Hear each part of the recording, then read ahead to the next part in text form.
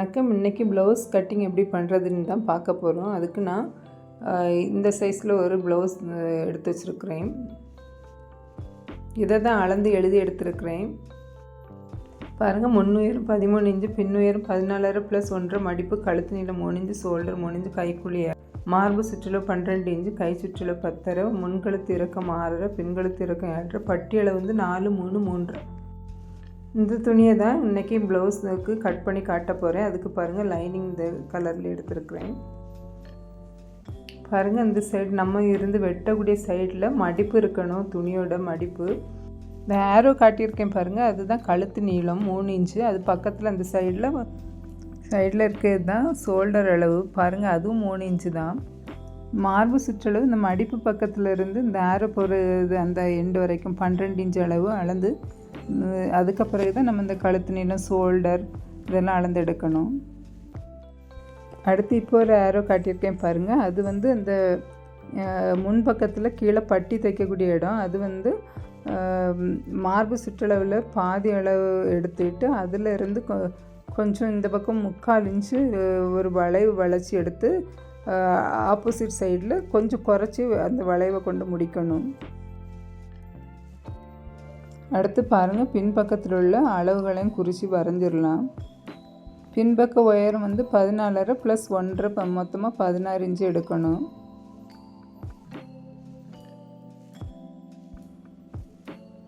அடுத்து பின்கழுத்து இறக்கம் வந்து 7.5 இன்ச்சு. ஷோல்டர் அளவெல்லாம் அதே தான் வரும், 3 இன்ச்சு வரும் ஷோல்டர் அளவு. மார்பு சுற்றளவு வந்து 12 இன்ச்சு. முன்பக்கத்துக்கும் அதே மாதிரி தான் எடுத்துருந்து. தைக்கிறத விடவும் கட்டிங் பண்ணுறது தான் ரொம்பவே கேர்ஃபுல்லாக பண்ணணும். கொஞ்சம் அளவுகள் மாறிட்டுனாலும் எல்லாம் தப்பாயிரும். அடுத்து நம்ம மார்க் பண்ண அளவுகள் எல்லாம் ஜாயின் பண்ணி விட்டுறலாம்.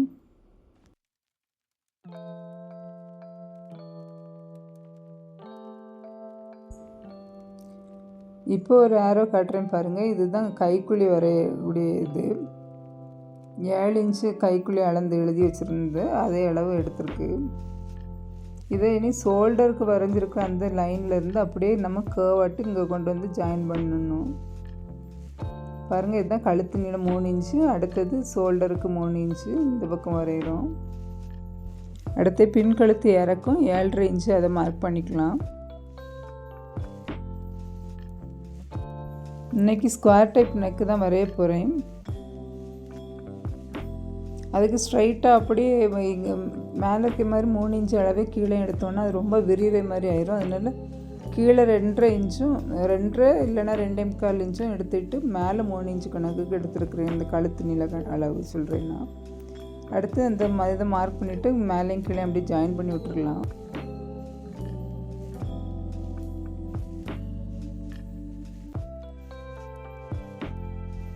அடுத்து பாருங்கள், ஏற்கனவே கைக்குழி அளவில் நம்ம மார்க் பண்ணி வச்சுருந்தோம். அதை அப்படியே அந்த கேர்வ் வரைஞ்சி விட்டுறலாம்.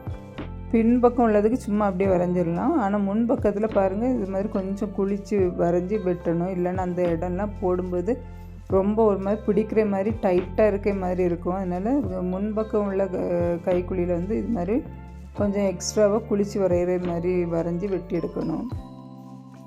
இப்போ நம்ம வரைஞ்சி வச்சுருக்கிறதெல்லாம் அப்படியே அழகாக வெட்டி எடுத்துடலாம். பாருங்கள், அந்த பட்டி பக்கத்தில் இந்த லேசாக வளைச்சி வெட்டி வச்சுருக்கிறது அந்த கேர்வ் ஷேப்புக்கு அழகாக வெட்டி எடுக்கணும். அடியில் லைனிங்கோடு சேர்த்தே வெட்டணும். இல்லைன்னா லைனிங் தனியாக இது தனியாக அளவெல்லாம் மாறி போயிடும். ரொம்ப பொறுமையாக பார்த்து வெட்டணும்.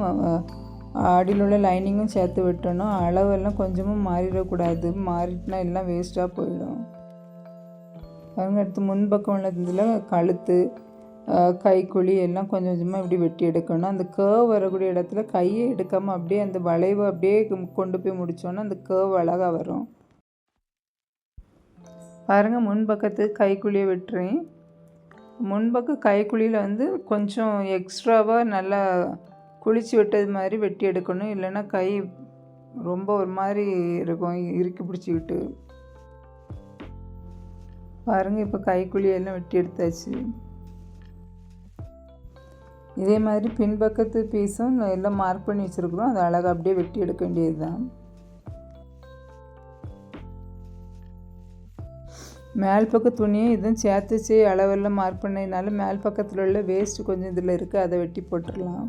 இப்போ முன்பக்க பீஸ் பின்பக்க பீஸ் ரெண்டும் ரெடி பண்ணியாச்சு. பாருங்கள், முன்பக்க பீஸில் இந்த கழுத்து பக்கத்தில் வரக்கூடிய அந்த சைடில் இருக்கிறத கட் பண்ணி விட்டோன்னா ஓப்பன் பீஸ் தைக்கிறதுக்கு சரியாக இருக்கும்.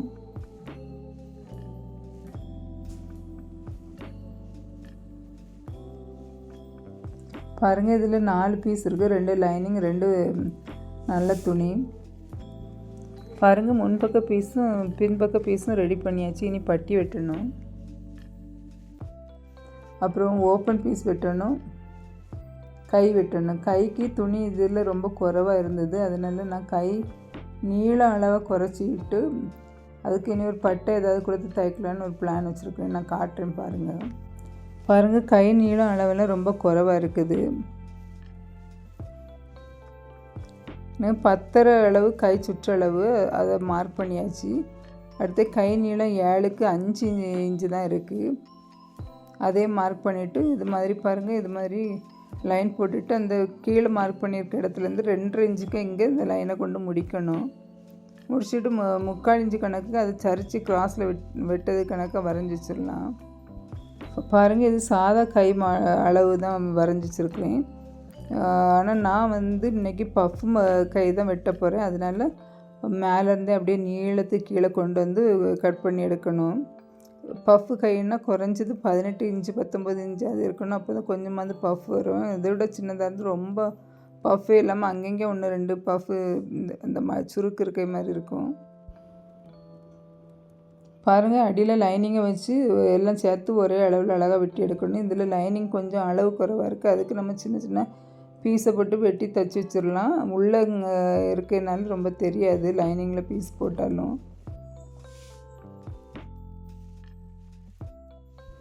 அடியில் ஏதாவது நல்ல துணிகள் மாட்டி வெட்டு பற்றாமல் பார்த்துக்கிடணும்.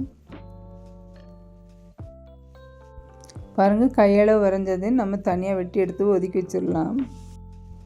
பாருங்கள், ரொம்ப பொறுமையாக ஒரு கை வச்சு பிடிச்சி வச்சுக்கிட்டு நீட்டாக வெட்டி எடுக்கணும். கொஞ்சம் அங்கே இங்கேயும் அசைஞ்சிட்டு லைனிங்கும் கொஞ்சம் மாறி வந்துடுச்சுனாலே எல்லாமே வேஸ்ட்டாக போயிடும், மெஷர்மெண்ட் எல்லாமே மாறிடும். அதனால் கொஞ்சம் கேர்ஃபுல்லாக கட் பண்ணணும். பாருங்கள், இதில் கை நீள அளவு ரொம்பவே சின்னதாக இருக்குதுனால இது பஃப்புக்கு ஏற்ற மாதிரி நல்லா மடிச்சுலாம் தைச்சி வச்சு முடித்த பிறகு எவ்வளோ கை நீளம் நம்மளுக்கு தேவை இருக்கோ அதுக்கேற்ற மாதிரி கோல்டன் கலர் துணியோ இல்லைன்னா இதே துணியோ வச்சு ஜாயின் பண்ணி விட்டுறணும். பாருங்கள், அடுத்தது கழுத்து ஓப்பன் பீஸுக்கு 2.5 இன்ச்சுக்கு ஒரு பீஸ் வெட்டி எடுத்துருக்குறேன். இதில் லைனிங்கும் வேணும், நல்ல துணியும் வேணும்.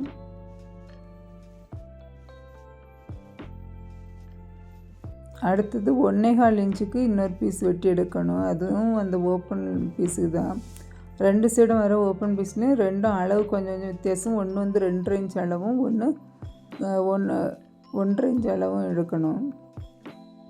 2 இன்ச் அளவு துணி கழுத்து பீஸில் அந்த கொக்கி மாற்ற நூல் தைக்கக்கூடிய சைடுக்கு வச்சு தைக்கிறதுக்கு, கொக்கி மாற்ற நூல் தைக்கிற சைடுக்கு யூஸ் பண்ணணும். 1.5 இன்ச்சு துணி கொக்கியெல்லாம் தைக்கிறதுக்கு யூஸ் பண்ணணும். அடுத்து பாருங்கள், பட்டி தைக்கிறது பார்க்கலாம். அதுக்கு 4 இன்ச்சு ஒரு சைடும் சென்டரில் 3 இன்ச்சும் அடுத்த சைடில் 3.5 இன்ச்சும் அளவு எடுத்துருக்குறேன். அகலம் நீளம் நம்ம எடுத்துருக்கிற மார்பு சுற்றளவுலேருந்து 1.5 இன்ச்சை கழிச்சிட்டு எடுக்கணும். அப்போ இது 10.5 இன்ச் எடுத்துருக்குறேன். ப்ளவுஸ் தைக்கிறதுக்கு தேவையான எல்லா பீஸும் கட் பண்ணியாச்சு. நீங்களும் ட்ரை பண்ணி பாருங்கள். இந்த வீடியோ எப்படி இருந்தது, உங்களுக்கு யூஸ்ஃபுல்லாக இருந்ததா என்னன்னு கமெண்ட் பண்ணுங்கள். நன்றி.